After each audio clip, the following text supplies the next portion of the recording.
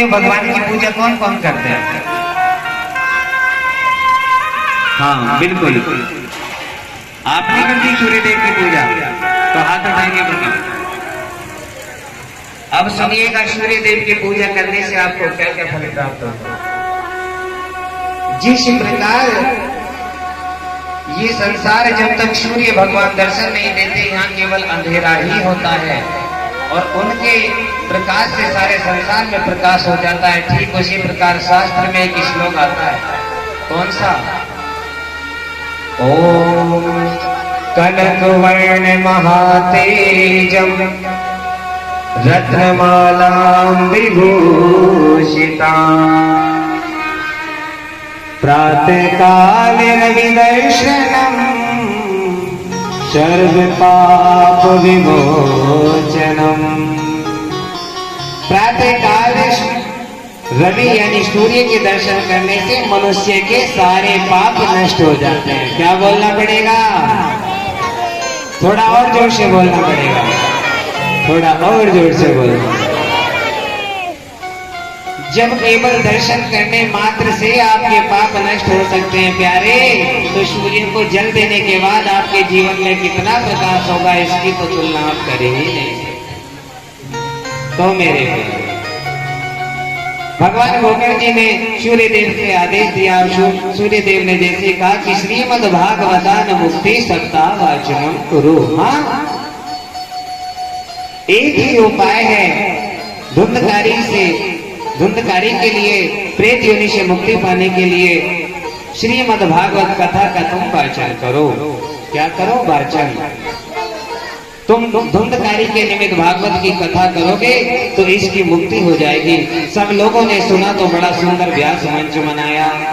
हाँ, जैसा आज विजनौर यहाँ पे शिवहारा में यहाँ के भक्तों ने ये व्यास मंच मनाया है, इसी प्रकार वहां पर भी व्यास मंच मनाया गया। सुंदर चौकी सजाई गई, भागवत जी को विराजमान किया गया, अच्छा सा पंडाल सजाया गया, सब भक्तों को आमंत्रित किया गया और साथ में धुंधकारी को भी आमंत्रित किया गया। अब धुंधकारी कौन है? जहां पर भागवत कथा होती है तो श्रीमद् भागवत कथा में एक नियम है। वो नियम क्या है? एक सप्त ग्रंथि का वांस, 7 गांठ वाला वांस एक स्थान पर गाड़ दिया जाता है पंडाल में, यही व्यास मंच के पास। देखो ये सामने गड़ा हुआ दिख रहा है आपको? तो ये धुंधकारी का रूप है। काय का रूप है? धुंधकारी का। तो मेरे प्यारे,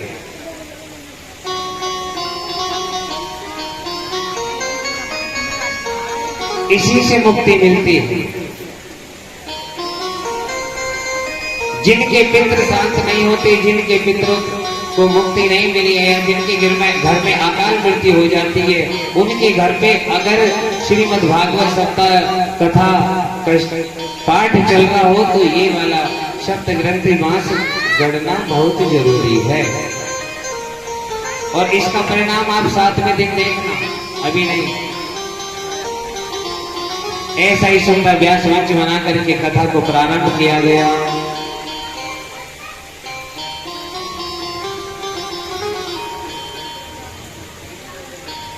उस बांस की पहली ग्रंथि में जाकर धुंधकारी बैठ गया। हाँ भाई, प्रेत बैठेगा कहाँ बताइए आप? वो तो प्रेत है ना। आपके लिए तो अच्छा सा आसन लग गया, अब प्रेत कैसे काय में आके बैठेगा? तो प्रेत तो बांस में बैठ सकता है ना।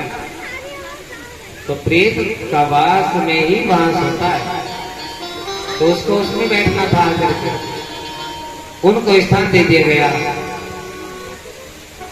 उस बांस की पहली ग्रंथि में जाकर धुंधकारी बैठ गया।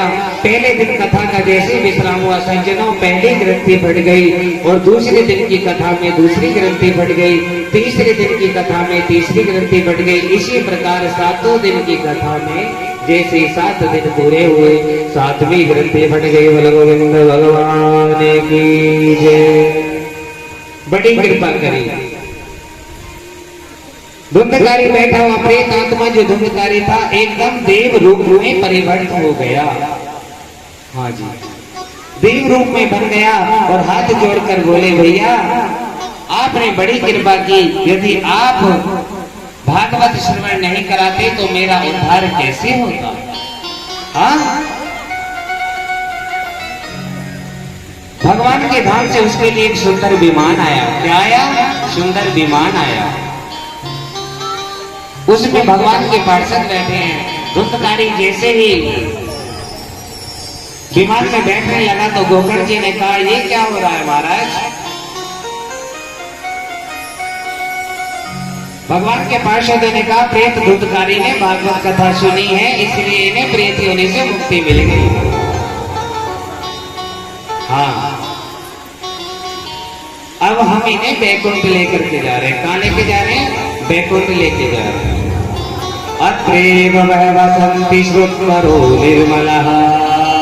तो मेरे प्यारे, यमराज के भ्राता श्री हैं शनिदेव। कौन है? शनिदेव। और कलयुग के न्यायाधीश भी कौन है? शनिदेव। कौन है? कि तेरी महिमा कोई न जाने हे शनिदेव। और आज दिन क्या है? शनिवार। तो क्या बोलना पड़ेगा? राधे राधे। जो भगवान के पार्षद होते हैं, मरने के बाद वो तो सीधे नारायण के श्री चरणों में जाते हैं, बैकुंठ धाम को जाते हैं।